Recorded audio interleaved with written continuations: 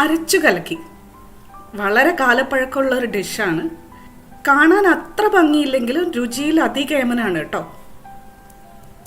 നമസ്തേ, ഞാൻ ധന്യ. ഇത് വെജ് കേരള. അരച്ചു കലക്കിയെ പറ്റി പറഞ്ഞാൽ, പണ്ട് കാലത്ത് ഇന്നത്തെ പോലെ പച്ചക്കറികളൊന്നും സുലഭമല്ലാതിരുന്ന സമയത്ത് വീടുകളിൽ അവൈലബിൾ ആയിട്ടുള്ള തേങ്ങ, തൈര്, ഉപ്പിലിട്ടത്, പച്ചമാങ്ങ, പച്ചനെല്ലിക്ക, ഇങ്ങനെയൊക്കെ അവൈലബിൾ ആയിട്ടുള്ള സാധനങ്ങളൊക്കെ കൂട്ടി ഉണ്ടാക്കുന്ന ഒരു കറിയായിരുന്നു ഇത്. ഇതിന്റെ പേര് വന്നത്, കുറച്ച് ഇൻഗ്രീഡിയൻസ് നമ്മൾ അരച്ചെടുക്കുന്നു, അതൊരു ലിക്വിഡ് മീഡിയത്തിൽ കലക്കുന്നു.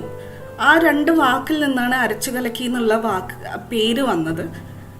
ഇവിടെ നമ്മൾ ഇന്ന് ഉപയോഗിക്കുന്ന ലിക്വിഡ് മീഡിയം എന്ന് പറഞ്ഞു കഴിഞ്ഞാൽ തൈരാണ്. അതുകൊണ്ട് ഇന്ന് നമ്മൾ ഉണ്ടാക്കുന്നതിന് വേണമെങ്കിൽ നമുക്ക് തൈര് അരച്ചു കലക്കി എന്നും വിളിക്കാം. ഈ റെസിപ്പിയും പാലക്കാട് അയ്യർ ബ്രാഹ്മിൻസിന്റെ കോൺട്രിബ്യൂഷൻ തന്നെയാണ്. ഇന്ന് ഞാൻ ഒരു 4 സെർവിങ്സിനുള്ള അളവാണ് ഉണ്ടാക്കുന്നത്. ആദ്യം ഇതിലേക്ക് അരച്ചെടുക്കാനുള്ള ഇൻഗ്രീഡിയൻസ് എന്തൊക്കെയാണെന്ന് നോക്കാം. 1 കപ്പോളം തേങ്ങ എടുത്തിട്ടുണ്ട്, 1 ടീസ്പൂൺ വെല്ലം, ശർക്കര എടുത്തിട്ടുണ്ട്, ഒരു 2 മുതൽ 4 വരെ കറി ലീവ്സ് എടുക്കാം. പിന്നെ 1 ടീസ്പൂൺ മുളക് പൊടിക്ക് പകരം വറ്റൽമുളക് അതേപോലെ എടുക്കാം കേട്ടോ. പിന്നെ ഒരു 2 സെന്റിമീറ്റർ വലുപ്പത്തിൽ വരുന്ന ഇഞ്ചിയുടെ ഒരു കഷ്ണം, പിന്നെ ഒരു ലെമൺ സൈസിന്റെ പകുതിയുള്ള ഒരു ചെറിയ കുഞ്ഞു ലെമൺ സൈസിന്റെ വലുപ്പത്തിലുള്ള പുളി. ഇത്രയും വേണം നമുക്ക്. ഇതെല്ലാം കൂടെ വളരെ ഫൈൻ പേസ്റ്റ് ആയിട്ട് നല്ല സ്മൂത്ത് ആയിട്ട് അരച്ചെടുക്കണം. ഇതേപോലെ ശർക്കര ചേർക്കുന്നത് ആ എരിവിനെ ബാലൻസ് ചെയ്യാൻ വേണ്ടിയിട്ടാണ്. ഇനി അടുത്തത്, നമ്മൾ ഇത് മിക്സ് ചെയ്യാൻ വേണ്ടി ഒരു മീഡിയം വേണ്ടേ. നമ്മളിവിടെ എടുക്കുന്നത് തൈരാണെന്ന് ഞാൻ നേരത്തെ പറഞ്ഞു. ഒരു 1/2 കപ്പോളം തൈര് എടുത്തിട്ടുണ്ട്. അതൊന്ന് മിക്സിയിലിട്ട് ഒന്ന് വേണമെങ്കിൽ ഒരു പൾസ് കൊടുത്തെടുക്കാം, അല്ലെങ്കിൽ ഒരു സ്പൂൺ വെച്ചിട്ടോ വിസ്ക് വെച്ചിട്ടോ ഇതുപോലെ അടിച്ചെടുക്കുകയും ചെയ്യാം. അങ്ങനെ ഒരു സ്മൂത്ത് ടെക്സ്ചർ ആക്കി എടുക്കണം. നന്നായി ബീറ്റ് ചെയ്ത് സ്മൂത്ത് ആക്കിയതിന് ശേഷം നമ്മൾ നേരത്തെ അരച്ചു വെച്ച മിശ്രിതം ഇതിലേക്ക് ചേർത്ത് നന്നായിട്ടൊന്ന് ബ്ലെൻഡ് ചെയ്ത് കൊടുക്കുക.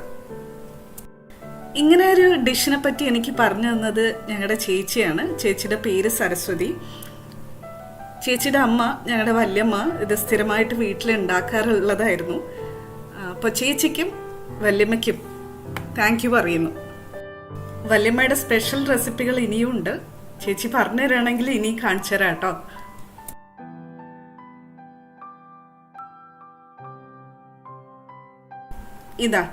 ഇതേപോലെ തൈരും നമ്മൾ നേരത്തെ അരച്ചു വെച്ച മിശ്രിതവും കൂടി നന്നായിട്ട് ബ്ലെൻഡ് ചെയ്ത് കൊടുക്കാം.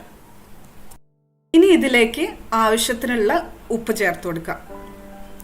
ഞാനൊരു 1.25 ടീസ്പൂണോളം ഉപ്പ് ചേർത്ത് കൊടുക്കുന്നുണ്ട്. ഈ ഒരു കൺസിസ്റ്റൻസിയിൽ തന്നെ കഴിക്കാൻ നല്ല ടേസ്റ്റാണ്.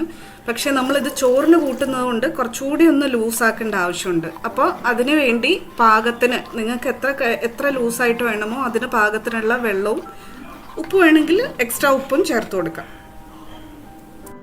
ഇനി ഇതിലേക്ക് താളിച്ചിടണം. നമുക്ക് താളിക്കാൻ വേണ്ടി ഒരു 3/4 ടീസ്പൂൺ കടുക് എടുത്തിട്ടുണ്ട്, ഒരു 1/4 ടീസ്പൂൺ ഉലുവ എടുത്തിട്ടുണ്ട്, ഒരു 8-10 കറിവേപ്പില. പിന്നെ നമുക്ക് വറ്റൽ മുളകോ ഇല്ലെങ്കിൽ തൈര് മുളകോ എടുക്കാം. തൈര് മുളക് ഇതിലേക്ക് ചേർക്കുന്നത് കൊണ്ട് 2 കാര്യങ്ങളുണ്ട്. ഒന്ന്, വറവലിന് മുളകും ആവും, പിന്നെ നമുക്ക് ഇടയ്ക്ക് കടിക്കാൻ കിട്ടുകയും ചെയ്യും. ഇതും ഒരു അമ്മ പറഞ്ഞു തന്ന ടിപ്പാണ് കേട്ടോ. താളിക്കാൻ വേണ്ടി പാൻ വെച്ചിട്ടുണ്ട്. ഒരു 3 ടീസ്പൂൺ വെളിച്ചെണ്ണ ഒഴിച്ചു കൊടുത്തിട്ടുണ്ട്.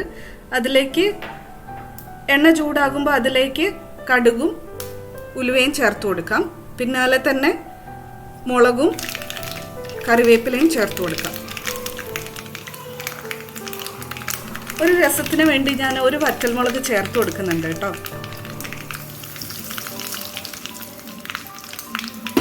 കറിവേപ്പില ചേർത്ത് ഉടനെ തന്നെ തീ ഓഫ് ചെയ്യാം. ഇനി ഇത് നേരെ കറിയിലേക്ക് ട്രാൻസ്ഫർ ചെയ്യാം.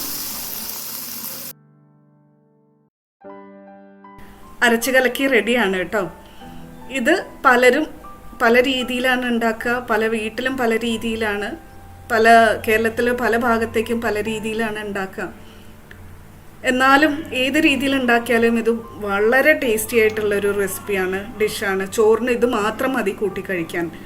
അപ്പോൾ എല്ലാവരും വീട്ടിലുണ്ടാക്കി നോക്കിയിട്ട് പറയണേ കേട്ടോ. Thank you for watching. Dhanya from veg Kerala.